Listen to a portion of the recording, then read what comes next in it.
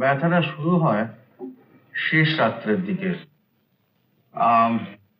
একটু একটু বমিও হয়, আর সঙ্গে অসহ্য মাথার যন্ত্রণা। আমাকে খবর দিলেই পারতেন। অত রাত্রে তোমাকে আবার ডাকাডাকি করবো? তাতে কি হয়েছে রাজবাবু? আমি রাজবাড়ির ডাক্তার, 24 ঘন্টা আপনার স্বাস্থ্যের দিকে লক্ষ্য রাখাই তো আমার চাকরি। আচ্ছা, এখন কিরকম দেখছো বলো তো? প্রেশারটা একটু বেশি। মদটা খাওয়া আপনি ছেড়ে দিন রাজবাবু। মদ তো আজকাল বড় একটা খাই না। ওই নাচ ঘরে গেলে একটু আধটু মৌজ টোজ করতে ইচ্ছে করে। নাচ ঘরে খাওয়াটাও ছেড়ে দিন না রাজবাবু। ডাক্তার ডাক্তার, এই নাচ গানের সঙ্গে এই সোমরসটা হলো কি এক চাট, বুঝলে? এই সোমরসটা যদি বাদ দিলাম তাহলে সব জিনিসটা রসশূন্য হয়ে গেল। না না, শোনো, আজ সন্ধ্যেবেলা এসো, ফৈজাবাদ থেকে একটি সুন্দরী বাজি আনিয়েছি। এই নাচ গানটা আমি ঠিক ভালো বুঝি না রাজাবাবু। ছুরি কাঁটা রক্ত নিয়ে ঘাটাঘাটি করাই অভ্যেস তো। হ্যাঁ, তুমি একটা বেরসিক, তোমার থেকে কিছু হবে না।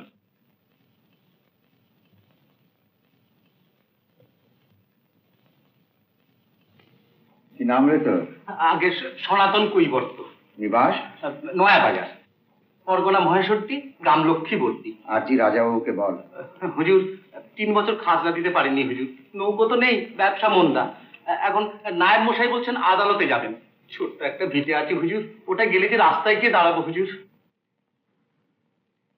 মাপ মাপ, নৌকো সামলাও জগজীবন। হুজুর সামলা সামলা।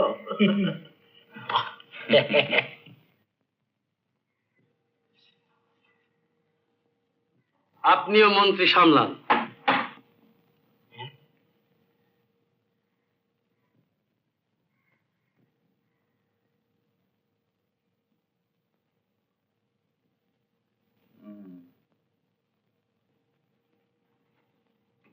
বলো আফজল মিয়া, তোমার কি বলার আছে রাজাবাবুকে বলো। হুজুর, ভুল করে আমার গাই বাছুর খাট জমিনের ধান খেয়েছে। তা নায়েব মশাই আমার ছেলেরে আর জামাইরে জোর করে ধরে নিয়ে গিয়ে 2 দিন ধরে আটকিয়ে রেখেছেন। বেশ করেছে, তোকে জুতো পেটা করা উচিত। হারাম জাদা, দেখছি আমি মন্ত্রী সামলাতে পারছি না। অত্যন্ত অন্যায় হয়েছে হুজুর, আমাকে মাফ করবেন। হুজুর আমার বাপ। জগজীবন, এই নাও কিস্তি, এবার তুমি সামলাও। সামলা সামলা। আমার মনে হয় এটা ভালো খুব। বলো বলো, কিছু বলো। ম্যানেজার, রাজাবাবু, ওই নায়েবটাকে এখনই বরখাস্ত করে দিন।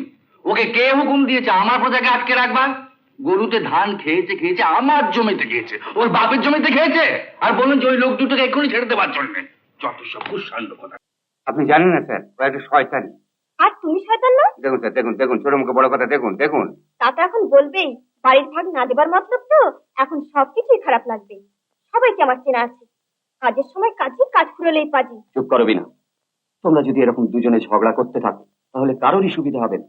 ভুলে যেও না যে তোমরা দুজনেই আদালতে মিথ্যে সাক্ষী দিয়েছিলে। নিজেদের সর্বনাশ যদি না চাও তো মাথা ঠান্ডা রেখে যাও।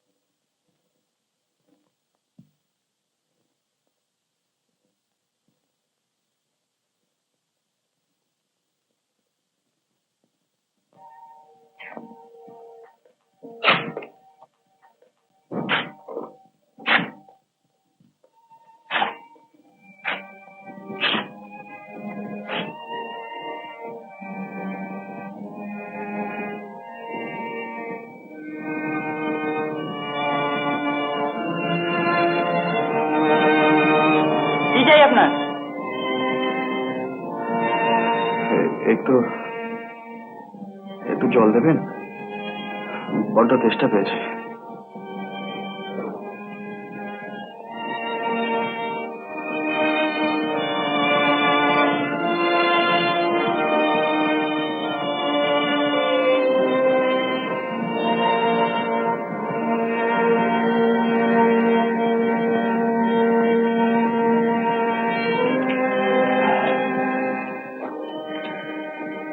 রিতা, রিতা, এসো আমার সঙ্গে। না না রিতা, তুমি তুমি যাও এখান থেকে। কেন কেন তুমি আমাকে এত দুঃখ দেবে? তোমাকে দুঃখ দেবো না বলেই তোমার কাছ থেকে দূরে সরে এসেছি রিতা। ভগবান আমার কপালে দুঃখ গ্লানির তিলক পরিয়ে আমাকে সংসারে পাঠিয়েছেন। যার বুকে আছে আগুনের জ্বালা, সে ভালোবেসে কাউকে আলিঙ্গন করলে সেও পুরো ছাই হয়ে যাবে। না না রিতা, না, তুমি এখান থেকে যাও রিতা, তুমি এখান থেকে যাও। না না, তোমাকে জানার পর থেকে তোমার জন্য কোনো দুঃখ সব আমার কাছে বেশি না।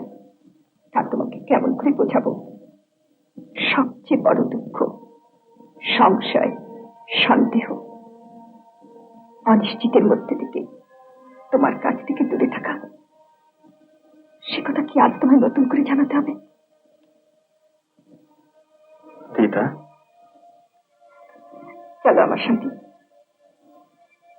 কোথায়? আমি তোমায় যেখানে নিয়ে যাব। আমার মাথা গুজার ঠাই থাকতে তুমি আশ্রয়হীন উপবাসী হয়ে পথে পথে ঘুরে বেড়াবে। চলো আমার সঙ্গে।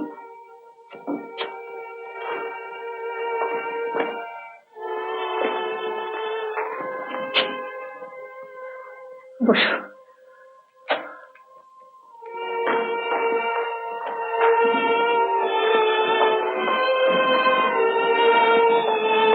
এসো। দেখি আমার সুটকেস তুমি ফেলে কোথায়? যেখানে তুমি ফেলে এসেছিলে সেখান থেকে আনিয়ে রেখেছি। কিন্তু উফ, আমি আর পারি না তোমায় নিয়ে। তোমার কাছে আমার ৪৫ টাকা না হয় পাওনাই হলো। এসো।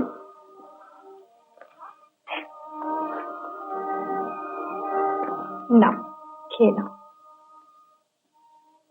জানি এটা তোমার খাবার, আমি খেলে তোমাকে তো উপোস করে কাটাতে হবে।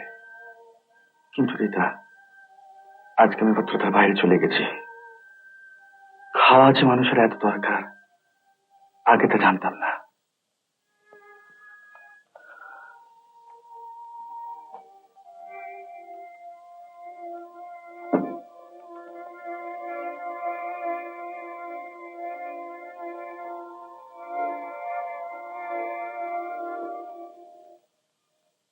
কেমন আছো? কি বিরাজ, তুমি? কেমন আছো তুমি? ভালো আছে, মাথাটা একটু ধরেছে। তুমি বসো। ঠিক আছে।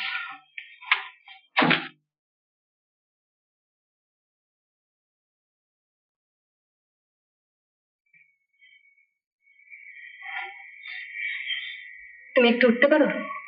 উঠবো? ওই চেয়ারটা একটু উঠে বসো না।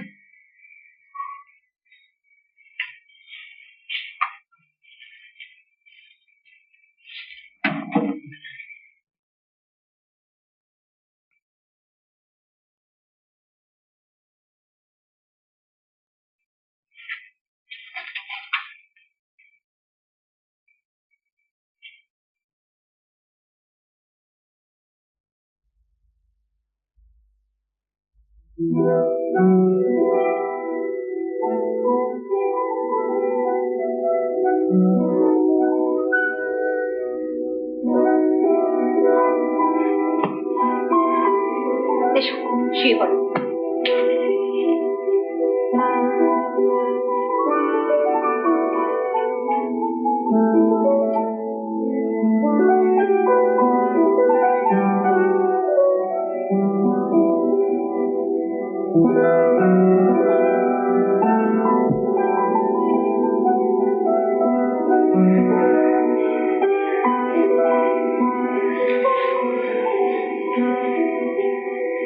কি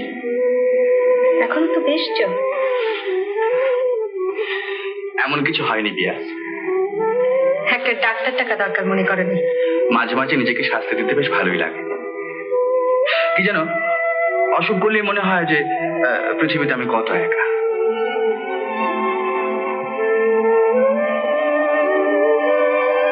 কিন্তু তোমার পৃথিবীতে তুমি এখনো একা। না তা নয়, তুমিও আছো, কিন্তু দূরের, কাছের নাও। এই কথা বলছো কেন? কি বলবো বলো? এ তো ভাবতে পারো আমি দূরের নই, কাছের। আর তুমি তুমি যে তুমি যে বলো। জানি না, বলতে হবে।